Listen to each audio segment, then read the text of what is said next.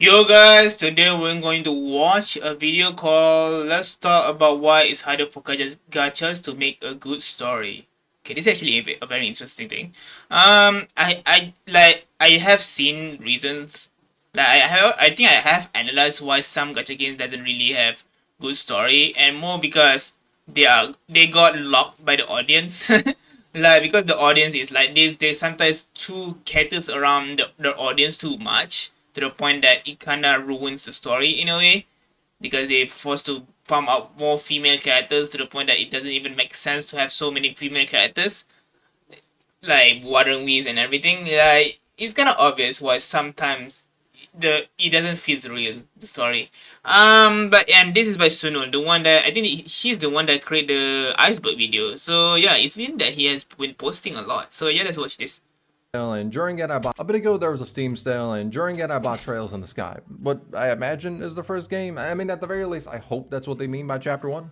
But I picked it up because I heard it was a JRPG with a really good story, and to me, that's the most important part of a game. The gameplay being good is of course something I'll never look over, but I find that games I play for the story usually stick around in my memory a lot longer than the Same. ones I play for the gameplay. And I feel like it's been a while since I really played a story-focused game. I mean, thinking back on it, there's been like Expedition 33, but that's been some months ago. Final Fantasy Tactics, but the story didn't really blow me away, just felt like an average JRPG story. But aside from those, the last big story-focused game I played was Metaphor, Ooh. an entire year ago. So it got me wondering what I played throughout that time, and I realized, oh yeah, like a million different gacha games. For videos, I had played a ton and went through the story of them, with some of their stories taking a lot of time to go through because they're basically just visual novels. Though I was wondering why I didn't think of those gachas I played when I thought about story-focused games, and I think the reason why is because it's kind of hell for gachas to make a good story. And I know what I just said sounds crazy because you probably thought of some generational story you read in one and are now preparing to cut my face off and wear it, but I don't feel like what I said is crazy, as these games can have really good stories that I feel like more people should bring up instead of other things that are brought up over discussion of these games, but the genre itself can heavily work against the story, which can make it harder to write. So Yeah, true. Like I said before, like the genre, the gacha genre, kind of because they cater around the audience, it's kind of hard to make good story because sometimes you cater too much to the audience. I want to discuss some of what these problems are, go through why I think they make the story harder to write, and why I view them differently than stories. Well, I don't think Arknights caters too much to the audience. I think, like, bro, they literally make the character that it looks like what you call that looks like Teresia free. Like, what the hell? Like, why? Like, what? You can sell so much with that character, but you decide to give it for free? Like, sometimes, like, there's some characters that I'm just impressed that they are, what you call, generous enough to give it for free. Same with HSR too. Like, some characters, they give it for free. It's so meta-defining. Based games, or how the genre itself, namely the marketing aspect, Since Genshin, influences the story yeah, writing. you can see. Then focus on games I think do a good job of combating these problems and how that brings the story to a better level. Now, the problems I've seen with making a story for a gacha game, I think the problem with Hoyover's game, like, they have insane lore. The lore of the story is so good, but the story itself is not good. Like, how to say it? Like, the execution of the story. Like, I think so far I think the lore of Genshin Impact compared to other Hoyover's game is probably the most well thought out lore I've seen it for a while, because the lore is a lot of it is so consistent with theories and everything. Like, and there's so many mysteries that some now that it gets confirmed about the, like, theories from the past suddenly get brought in back to the current time, and now it proves to be right because we get more information, or sometimes it proves to be wrong. Like, it's like, I think Genshin in terms of lore just beats so much games. Like, I love Arknight's lore, but there's so many things that hasn't explained just yet. Well, and I don't know much about Arknight lore to the point. Like, the only one I know is the observers, and that's it. But for Genshin, like, I think I know most of the lore of Genshin. Like, generally, like, first, like, especially the dragon, like, the most important thing is the Niblang, the Heavenly Principle. Like the law is so good that it just sticks to you.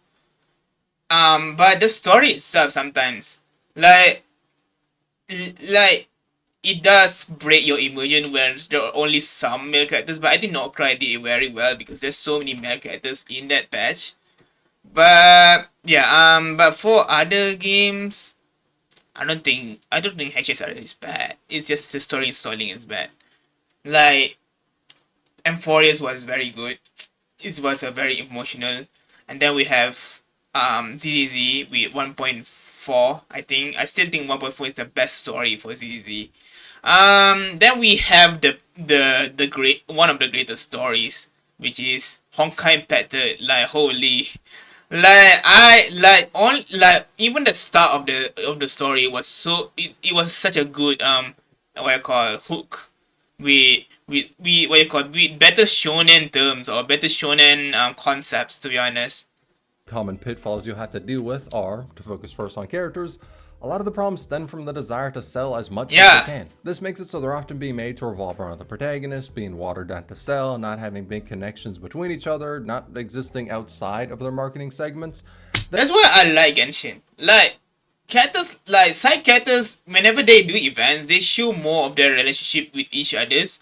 That's why I like Genshin so much because I think unlike any other games I play, I think Genshin where has the fan base where I think Genshin shaping community is the most largest just because there's so many characters that have chemistry with each other that makes the shipping community way more bigger. Like the bigger the shipping community is, the more you know how well connected the characters with other characters are. Like for HSR, I don't know about Honkai Impacted. I haven't played a lot, but for HSR and ZZ, I just think that the relationship between the characters are so what I call very a lot of it is very surface level. Like other than the fashions, like unless you're not in the fashion, the characters doesn't really interact with each other that much. Well, we some there is rare cases in HSR, but I think ZZ is probably the worst one compared to like I think even if they are in the fashion, they rarely show the characters connect with each other in their fashion. Like generally, I think like I rarely see them interact with each other. And yeah, even though ZZ literally has a lot of fashion, literally has symbol for each fashion, I don't really see the fashion getting close to each other that much, which is kinda sad because most of the time they just get closer to the proxy. While for Genshin, it wasn't like that.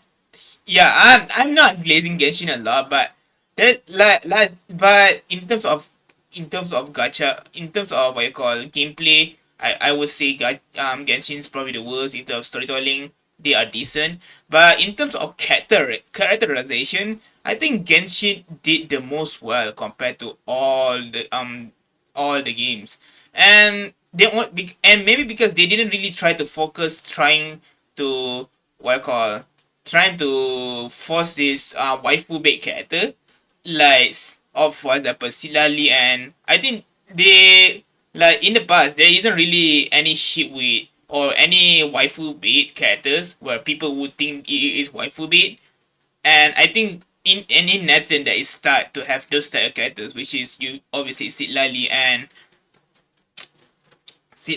and Colombina. I think those two characters probably the most waifu bait because or people consider as waifu bait because their connections with Ether is very strong compared to other characters. But I don't think it's wrong to make Ether sometimes close. Like generally, like I don't think it's bad to make them close to Ether or to the Traveler because the Traveler rarely really bond properly with characters, and I think it's okay for them to properly bond with with a character. Like I know, like I'm guessing Genshin a lot, I think Genshin Arknights, yeah, both Genshin and Arknights, I think they do this well. Like from what I heard from Arknight's story, it seems like they really love to revolve the characters around their what I call their friend group. Like the daughter and Amia doesn't really play a lot of role. And the side story doesn't even include Amia and the daughter. Like it's very interesting to see. Ending to throw Like I some wish Genshin did what Arknights did. Like Arknights is probably the only one that I can think of where they actually make side stories that don't even that doesn't even show the main character at all. Genshin doesn't do this, and I feel like Genshin should do things like this more. If I were to be honest, but the MC is not in the point of view and just show the characters do things with other characters without us interrupting. characters at your face every patch to sell them. And to focus on restrictions with overall Ah, yeah, story aspects, oh my with god, the it's story 10 never minutes ending, already. it being a constant Like it's already 10 minutes in the recording and it's just 2 minutes in. sand, and fan backlash happening over some of the most minor shit really holds back these games from doing something brave in its story. Though fan backlash is really open-ended for a point, so later I'm going to talk about which backlash is usually common to see. Those are just the general ones I found, and y'all can probably think of some gotchas that have run into these problems before.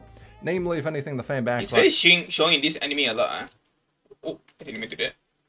I haven't played this, not anime, game. I heard a lot of people like this game due to the atmosphere, I think. because there have been so many cases of the most pointless drama being made out to be the end of the world. Let's talk about an indeed. easy common problem first, the characters and hell, everything in the story needing to revolve around the protagonist. I'm not gonna lie. When I go to play a gacha that I've heard has spectacular world building and I watch as before my eyes whenever it goes to show something in the world and needs to find a stupid ass way to shoehorn in the player character, bro, I want to cry. Now, there are times it makes sense, like if you're exploring the world via that character and their perspective is really the only one that matters. Think for example Limbus Company where, yeah, there's this big world and the world building will be established, but first and foremost, this is a story about Dante and the sinners. That's what it revolves around. It's the only thing that's important, and it works because the story is built around that. But think about if, in Nikkei, the story of the Gata Squad was explained, but they felt the need to keep the protagonist in the story. So instead of making it so you just watch what happens, and as far as you know, at that point of the story, the commander knows none of this, because this shit's off in the past, they make it so the commander accidentally stumbles upon like a VR headset, and after pressing play, they figure out the story of what really happened. And every now and then, The fuck? What? VR headset that makes okay. That's kind of spoils me on the story, but what? then in the story it cuts to the commander YouTube reacting to some tragic shit. Like, it seems stupid. Imagine if in Arknights during the second Siracusa event, the doctor was just staring at Lapland and Texas, watching them play the most dramatic damn Yuri ever, and just yelling at them to get a room at the end. Okay, wait, that actually sounds kind of funny. I wouldn't be against that. Or in Reverse 1999, what if they felt the need to throw Vertin into every single event? It'd get kind of comical with how often they would be throwing her into different time points. Yeah, So I agree. Like, the main character doesn't need always to be present in the story. Like, yeah, I genuinely think that. Like, they don't really need to always be present in the story. They can just show other characters as well doing their things, and we play as that in that perspective. Like, well, HSR does have something like that. Same with Genshin sometimes, where they change point of view, but this is just change point of view for a bit. It's not like the story is only about them. Like the main character is still around there. It's still centered around the story. Like I want they need like most gacha games. I think that's the problem. Like we can literally we can get the backstory of a character and see their life if they just focus on that character alone. We don't really need to include the main character. And oh man, Amphill is like this too, you know. Like Amphill doesn't even follow this anymore. It's kind of sad. Like as much like dude, I hope they go back to their root. I hope Amphill go back to their root and tell a story without putting the main character in the story. it'll be like, oh, ancient China? Been there. The fall of the Roman Empire? Watched it happen. The cavemen inventing fire? Who you think taught them? But when it brings How do you think thought that? story feeling the need to revolve around the protagonist, I don't just mean from their perspective. I more so mean it's a part of a greater problem with a lot of these games where the player character is treated like the center of the earth and nothing else is as important. Even when thematically, within the world, that doesn't make sense. For Genshin, it makes sense. HSR makes sense, to be honest. I kinda understand why they are like that. ZZ makes sense as well. but I don't like the way they like. I there's some characters make sense why the world revolve around them, and I think Genshin is the most probably understandable one, to be honest. And not both Genshin and ZZ, and no both Genshin and ASR due to law implication of how important they are for the world. Like okay, for example, for like this is based on theories, obviously, but all we know that it seems that the traveler is destined to rule Teyvat, and that's why the story revolves around them. Them learning about the world, and it's kind of the more you know about the law, the more you understand why the story revolves around the traveler. But it just because the world revolves around them doesn't mean that you cannot tell a story without them being there. Same with HSR. I kind of understand why the trailblazer is so important into the story. Like if the theory is right, if they are both finality and trailblazer, if they are the Eon, are that Eon, and the one that caused the finality to keep going and everything, like it is based on Pluket's theory, mind you. So it makes sense why the story revolves around them because they're the only one that can change the fate of the finality, meaning the end of the world. So yeah, it's like Genshin is understandable for Genshin and HSR, but even then, in the story for I don't think Honkai Impact Third focus. I don't know, like I'm not that far into Honkai Impact Third story, but they still do story focus on Kiana. So yeah. And I don't mean to say this and make it sound like I'm hating some of the stories that are trying to be more of a power fantasy or specifically focus on the protagonist above all else, because even though it's not my cup of tea, I'm not going to judge a genre of a story by, well, it's sticking to the genre. I more so mean in the sense that the plot and characters of a gacha, mainly the characters, but the plot conforms to this also, are being crafted to make you like the marketed character or be interested in the marketed character or whatever. A lot of the time, the stories in these games are made as a pipeline for you to want to roll for the character. Not to say a story that focuses on a character is bad, just ones that exist to give you a character. Think for example, Arknights. For the most part, I think it heavily avoids this issue as a lot of the events feel like they're meant to build up the world more. That risk of characters not really appearing that much in their own event or not taking the spotlight.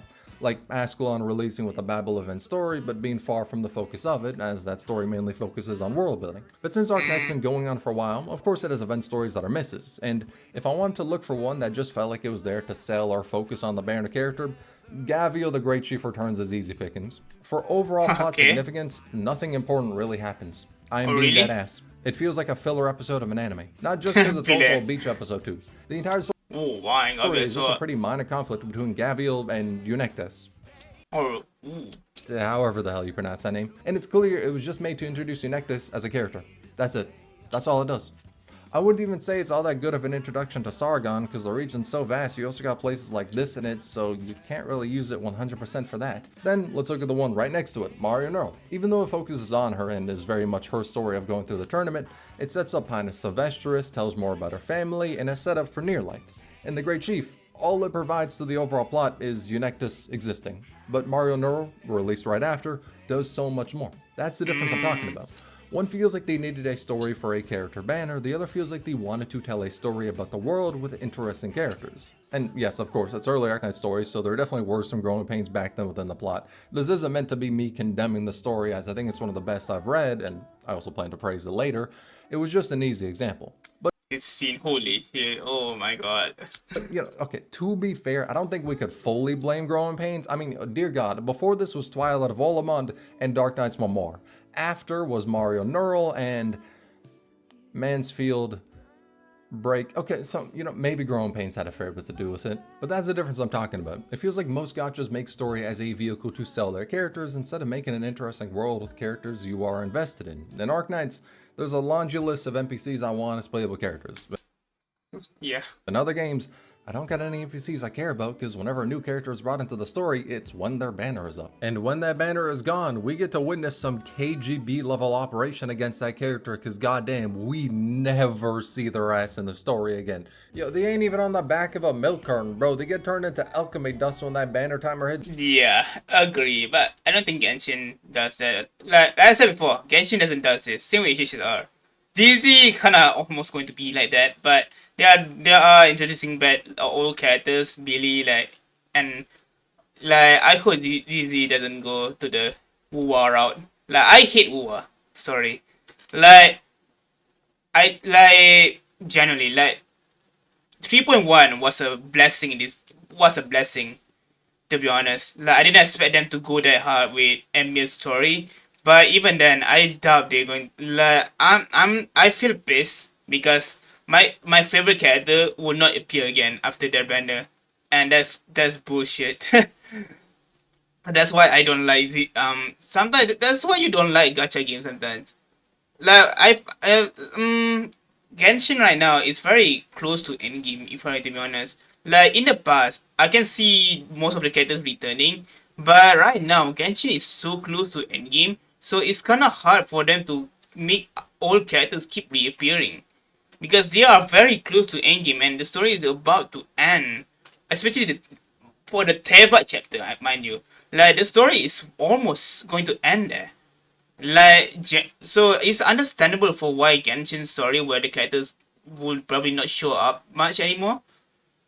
But for HSR and ZZZ, I don't see any reason or justification for why they wouldn't show more characters and give interaction of their interaction between them more. Zero. To less of an exaggerated extent. And one more thing, I think Genshin event, as much as I don't like how short it is and how little it is, I think in terms of story, at least the events sometimes are voiced, and sometimes you get to see the characters being voiced and being cute and everything. HSR doesn't even voice their events. Generally, what's the point? And well, ZZ does voice their event, but I don't like ZZ's called the way they treat their And characters. the characters disappearing is actually a problem I had with Wua back when I used to play it. Not Yeah, the overall story, as the main plotline didn't feel like it was there to sell me characters, though I can't talk about the story now. From what I've been hearing, it's actually really been pulling up, but I played as Zanny's patch, and after getting her to sequence 3, I eventually stopped playing the game some weeks later due to not have enough time. But from memory of how it was back then, after a character's banner was over, you weren't seeing them again. They were yeah. banished to the Shadow Realm or something, bro, eviscerated, or some only existed in their questline. But another problem that exists from the perspective of no matter what we need to sell these characters is watering down a character to make them more appealing to roll for. And I'm not talking about making them simple and having easy to read character traits, that's just poor writing. I'm talking about actively defanging a character to make them more palatable. If anyone who's going to be marketed needs to be a morally good person, that is how you end up with the most boring cast of characters. If everyone is sunshine and rainbows, happy-ass do-gooder characters, it gets old, quick. But Kinda understandable. I agree. Sometimes, like I do agree. The reason I like Furina is because she has a lot of flaws, but but we understand why she has that flaws. She's just human and getting forced into 500 years of torment.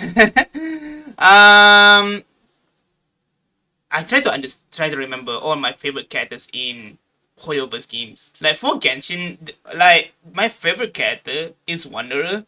Like it's not because Wanderer it's not I really like the way they write Wanderer. He's slowly but surely changing, and I think seeing him change slowly feels so good, and it feels like it pays off so a lot seeing he develop and seeing sometimes he appear in events. I don't know, I think those type of moments hit so hard whenever we see in the main story where he reappear again and actually play a big role.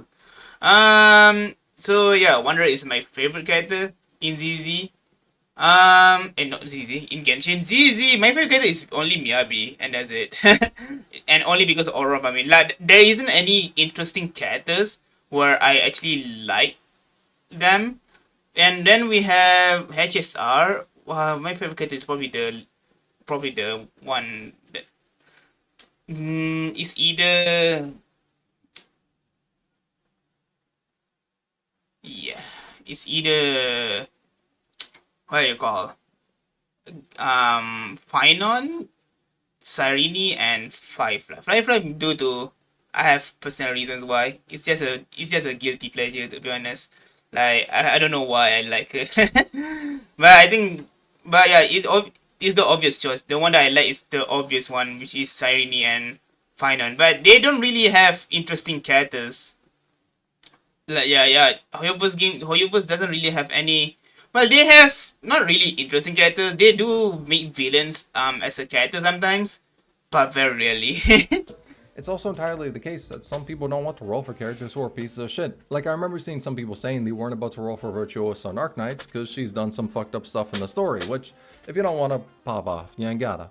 But since this is a business model, if companies prioritize making money above all else, which, pretty commonly they do, it can end up with the characters you roll for being made to be widely acceptable because that's what makes them money. Not to say the opposite of that and you gotta speak with your wallet and roll for evil characters to make them create more, but to say that if it's a trend which makes companies money, most, especially ones that don't really care about the story, will go to make money. Now, for overall story aspects that I feel like are often impacted, the story almost never ending is the biggest one. For two reasons, this can really hurt the story. Either if the game end of services abruptly and the story can never finish, or if the game does well, since they don't want it to stop and still get money, they keep it going like a hamster wheel forever. Now, not a lot has hit the second example, but too many fit into the first category. But the bigger problem is since ending the story could be seen as the end of the game, like think how Destiny was when they wrapped up the main story of the final shape, then how everyone could after that, it can make stories do everything in their power to extend the plot and not get to a final conclusion. Though, to be honest, the case of Destiny is really particular on its own, because that was a good chunk of the community actually finally wanting to be done with the game. Like, I'm not gonna lie, it was the image of the dude breaking their chains, motherfuckers wanted out. Then the other problem is fan backlash. Now, you can say this one isn't a gacha specific thing, but I won't lie, some backlash to certain story aspects in games I only see in gachas. I don't know what it is, I don't know if they're cursed, but so many times, shit that fly in a regular game just doesn't in a gacha. But generally, it'd be like, characters having relations between each other, not even romantic, like friend relationships. I was able to do an entire video on people fucking losing their minds over that. Characters you can get via gacha dying in the story. Sometimes people don't have huge crash outs, others I've seen voodoo summoning rituals be done because of it. And having I don't think so. What the fuck? Do people do food? What the hell? I don't think so. Like, maybe because I don't think I've seen things like that. I feel like, I don't know. Like, gacha games really does character death, but then we have Aknas, bro. Like, bro, Aknas really broke me, bro. Like, damn. Like, so many character death that I care, to the point that it you just, like, damn, I just stopped for a while.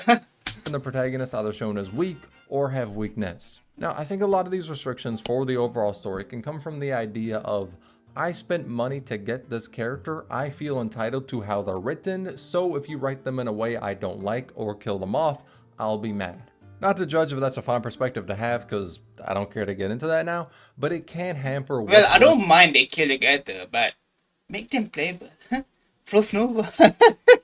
Damn, I'm still coping. Imagine I was or what's it called, an OG Arknights fan, and I still coping that Frost Nova will be playable. that would be insane dedication there. To be written in a story. As I've heard a couple of times now, when authors explain their stories, they say characters go off and can break the bounds of what they intended for their plot. That's what happens when you write them fully in character and let that influence what happens in the story. But if during the writing process you need to kowtow around other people's wants and expectations for the character, when those don't match up with the actual character, it can create pretty sloppy writing. But those are the general problems I see when it comes to what gachas have to deal with for writing their story that not a lot of other story-focused games need to deal with, or need to deal with to the same extent. Not to mention how being in live service makes the writing itself 20 times harder because you're expected to release good story consistently at a steady stream rather than being able to take significant time between games. Now, I want to talk about games I think do a good job at avoiding some of these problems and what they do. The main games I want to focus on are Reverse 1999, Arknights, and Limbus Company. There's definitely more I could bring up too, and I will, but I just want to focus on them as the main games because I feel confident talking about them. So one that's a very easy example to bring up of a gacha that avoids all this is Limbus, because they just didn't really make it as a gacha. Like deadass, let's just speedrun this because it's funny how much of this they were able to sidestep. Any watering down of a character to sell them doesn't exist because Limbus doesn't sell characters. They have a core cast and just sell alternate versions of them cosplaying as other characters you see in the story. And those other Oh, really? Wait, what? Limbus Company is like that? characters from chapter 1 they showed they don't give a damn about executing them in front of your eyes, so they set the tone immediately. Don't gotta care about throwing stuff and events in your face. So the characters are just them. The Okay, I didn't know Limbus Company was. Am I no am I misunderstandings? Like the characters are just the group with Dante. I don't know. I never played the game, so really the characters the character they made the gacha is just the main cast. That's interesting if that's the Things to case. get money. If they want to make a unit to roll for, they have an insane backlog of factions and characters to go through. The entire cast is vastly interconnected, it doesn't just feel like it all revolves around Dante. They are more than fine with making morally bad characters, as is evident by the game opening up with a page of content warnings. Since people don't directly gacha for NPCs, they don't feel entitled to them. Doesn't mean they won't be worried if they'll die. I remember like 3 friends of mine were on the edge of an emotional breakdown, terrified if something was going to happen to Hohenheim and Canto 9, but even on top of that, since most people don't need to gacha for the characters, it adds even less of that mentality to the game. Then since you have a core cast, it doesn't feel like they get left behind outside of their marketing period, as the marketing identities are only based around the supporting characters. And the story is fully tied to exploring the characters as it's making progress towards an overall goal, as that's what the game was built around. The only problems I brought up that can really relate back to Limbus Company is that the story revolves around Dante because it's all from their perspective, as it's been the case for all the studio games, so it's by design. But in that case, I wouldn't call it a problem because it's what they're specifically aiming to do. It's what they want to do. It never feels shoehorned in or added when it would make no sense. Then the only thing really beyond that is when the story's gonna actually end. Genuinely, that's the only part it being a gacha makes me worried about for Limbus. I mean, fan backlash too, I suppose, because they've crumpled to that before, but 99% of the time that's regulated to balance patches, so the story doesn't really get changed as a result. But the only wonder I got is, when is the story gonna end? How are they gonna end it? Like, will it just be done and that's it? Keep the servers up for some time after, or make an offline version? I was always think about that. Like, if a gacha game story ends, what are they going to do now? Like the fact that like I miss that Honkai Impact. Like even Honkai Impact 2 was forced to extend the story even after Kiana's story ended. So it makes me wonder how you like most gacha games are like only is are live. Obviously they are live service game, meaning that they only be service for only a while, and only what I call modern gacha games now where they are confident able to exist for a long time. And yeah, I'm impressed that like it makes me wonder how will you end your like what will you do if your story ended? Like if the story of the gacha game ended, then then what do you do? Make events? Make banners? Like generally, what will you do after that? Like the main selling point of most gacha games sometimes are story the characters and then the story. But if that's the case, how will someone like for Genshin there is a way. They have that sandboxing. So I guess that is a way. HSR and ZZ HSR feels like the story is going to be very long. But Genshin right now is in a very peculiar spot. Like the story is going to end soon. And obviously it's only Teyvat chapter, but it makes me wonder like if Genshin is actually going to the story going to be end, then what would they do after that? Like generally, what would happen to a gacha game that the story just ended? Would they just end the service? If that's the case, all your characters just gone now, and all your money that you invest is just disappear. Like if that's the case, gacha games is kind of like a scam, huh? The more I think about it, it's such a big scam. But gacha games nowadays now live loyal, have way more long lifespans now compared to old gacha games. Like, what about Fate Grand Order? Didn't Fate Grand Order story just ended? What happened to it? Like, what happened to it after it ended? Like, yeah, FGO end story ended. Like, the global hasn't reached it yet, but after the global reached the end, then what happened after that? Is it do they just end it DOS? Like, but still people still wants to keep playing. So okay, that's a very interesting. Like I was Like I always feel have a what you call have an imagination where I imagine I make my own game based on my own story, and then I think about it, what would happen after the game and the story ended. Like what would I do? Do collapse or something? Like maybe that's the only way you can do collapse and then just make your own. I don't know.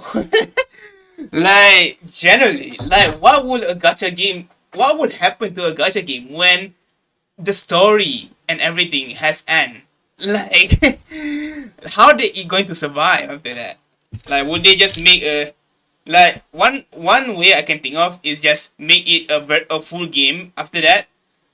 Just like just make it a full game like your typical other games and just sell it like that. But then over what about the characters, right? Like there's so many like it's very interesting to even think about what will happen. Like they do got an overall plot and know what they want to hit at the end and what project it'll move into afterwards.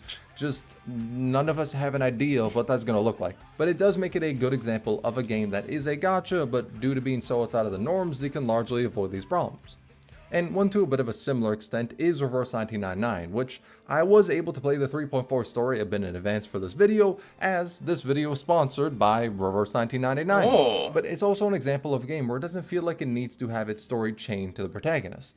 The case is with the story that at the year 1999, time started moving backwards and you're trying to find out why. So as a result, you do spend a lot of time as the protagonist, Vertin, and seeing both her life and investigation into why time's moving backwards. But it's also the case that in so many events, Vertin's just not there. They're not afraid to just drop you at a random point of time and make you follow the story of some characters you just met and have that carry the event. The need isn't there to tie every character to Vertin, though of course barring some general explanation of how they ended up in her suitcase.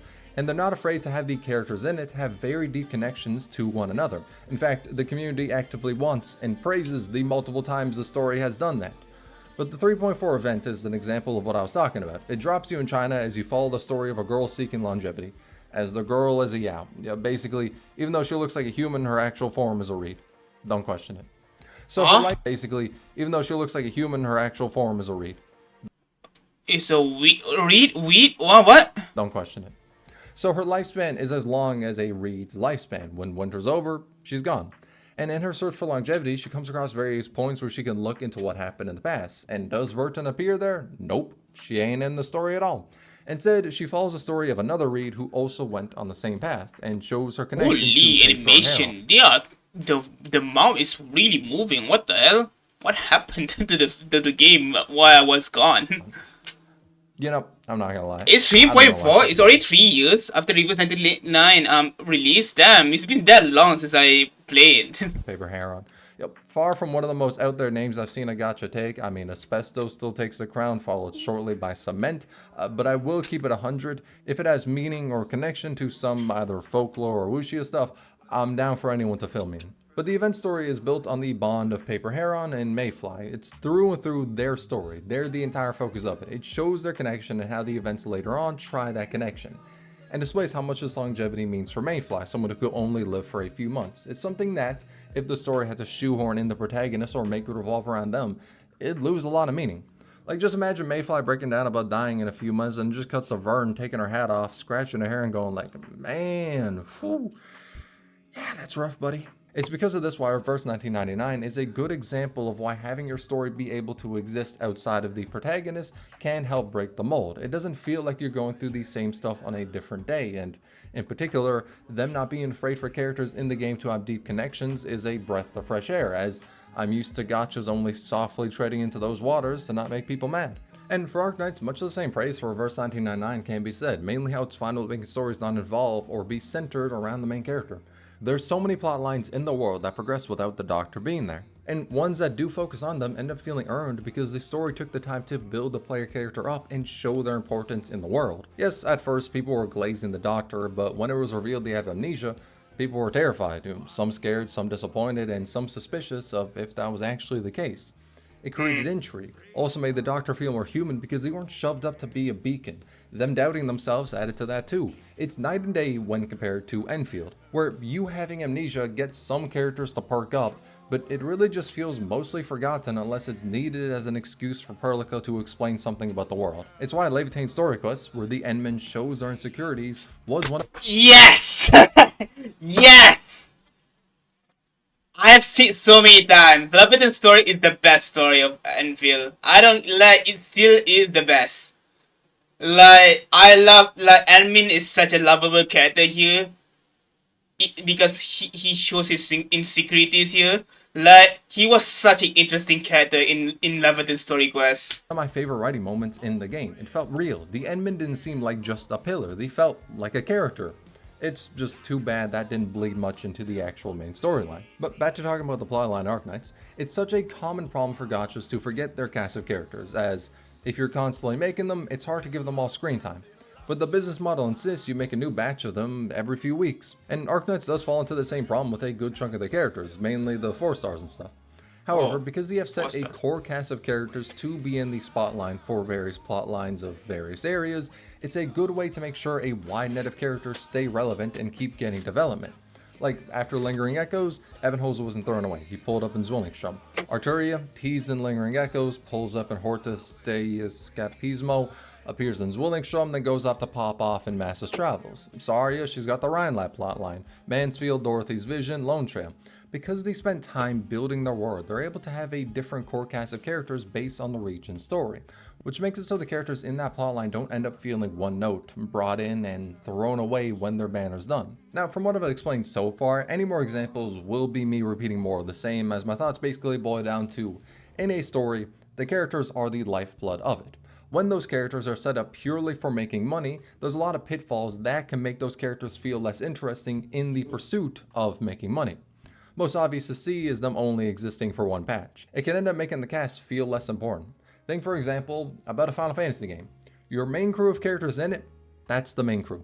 You will be spending the entire journey with them, instead of the entire journey is filled with 100 plus characters that have the depth of a puddle. It's possible to have a wide cast with depth, but it's more likely that, due to time constraints, it being a live service, or higher ups calling the shots instead of the devs that have real passion for the game, a lot of the choices can be made that hurt the character writing and then the overall story writing. Or the story can be watered down to make really safe choices that the suits think will make the money. Like, you know what, okay, a bit of an extreme hypothetical, but hear me out and question if this would be off the mark to see in a gacha. In the original Final Fantasy VII, when Aerith dies, that's it. No reviving. You get a funeral at the end of Disc 2, if memory serves me correctly, and that's it. She's gone. You're never seeing her again. Deceased. But Got spoiled for something that I didn't think to play yet. What the fuck? Aerith died?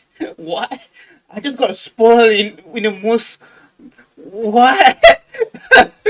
Damn, this guy just spoiled a game that I was planning to play the remake.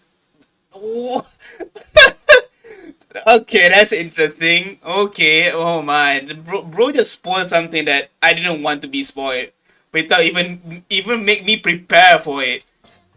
if it was a gacha game, could you see this happening? Aerith Actually, dies in your arms. Big moment. Then in the next patch, or some anniversary patch, you go through an event story where you save her because... insert convenient reason here, like power of love, XYZ, XYZ. Then because of the fact you saved her... Genshin has character death that... Do they keep killing characters that I don't want that want to be playable? Like I want them to be playable, but they kill them off. Like a prime example I can say is Sinora, the captain. Dude, especially the captain. Why? Like, dude, Netland was hype just because the captain is this. That's my hot take. Like, Netland was hype not because of Mavuika, but only because the captain was there. But now the captain has died and don't become playable. Netland has become the worst, the worst Archon quest for me. The character on the banner of that event is an alter form of Aerith. And she's broken as all hell until getting power crept in a year, but that part of this hype... Doesn't it have it?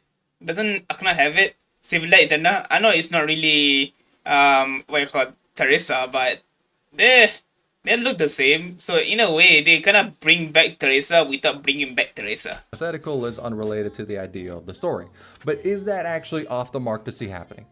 That's what I mean when I say being a gacha can impact the story, because something like that is incentivized really only in this business model. You can maybe say it'd be the case for a live service or DLC, but those usually survive off the gameplay and the story being promising for the expansion. But gachas are inherently more character oriented because what they sell is the character. Now, with that being said, do good ones Alright, that the aren't video. trying to Oh my squeeze every god. penny The video is already 44 minutes. I'm yep a lot for do no God reason. have this problem? No, but that's not the case for all. And even in the cases for ones with great stories, you can see times where they do stuff that is meant to help their character's markability. But above all, what I think the biggest problem is, would be the never-ending story. When you have a lot to say, it's hard for Does Tsunul even play any Oyuba's game? Like, he shows a lot of Genshin, what I call Genshin clips and HSR clips, but I don't ever see. I want to see after this. anyone to Does want he it to do any end, but I video do about think there is value in a story finally closing its book, or at least the current arc it's on. Like, is FGO ending service anytime soon? Nah. But the two major story arcs have wrapped up, so there is a sense of closure for that story. It's Yeah, not FGO. definitive. But honestly, that one might just be my personal perspective. I mean, all of this is my personal perspective, but that one might be even more so. Because, I mean, okay, for example, I think the high points in Limbus' story beat out the high points in Liber of Runna's story, and I ain't afraid to say it.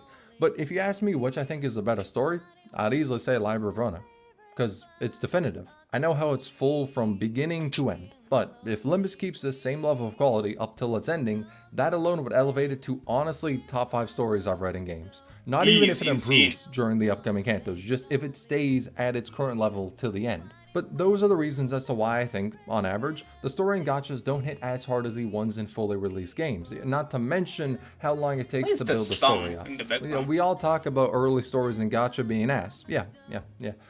When the rep is it gets good after 50 hours, it's hard to really make people invested in the story. But the ones I mentioned, Limbus, Reverse 99, Arknights, do a good job at avoiding these problems, and it's why I think the story in them rivals story-based games that I've played. And it's not just them. I'd say some others like Nikke, Heaven Burns Red do fit into this as well.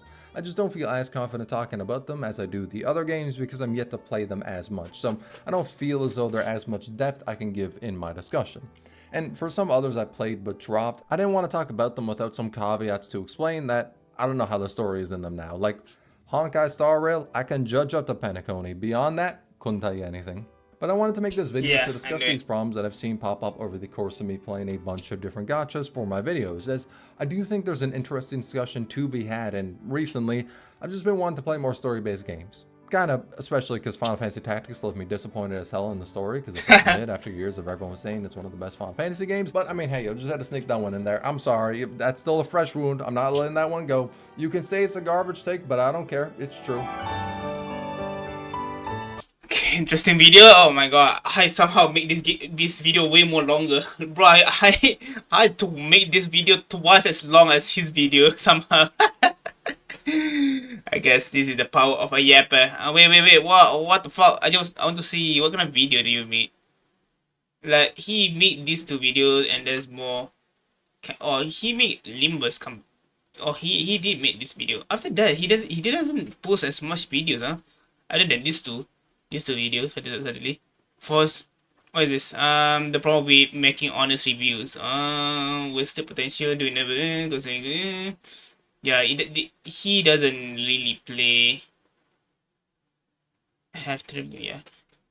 He doesn't really play any of the Hoyoverse games in the current story. I guess I'm the only one that can give a good perspective. Not only one. I see there is a lot of CC still play games, but unlike them, I'm not a tourist to some of the games.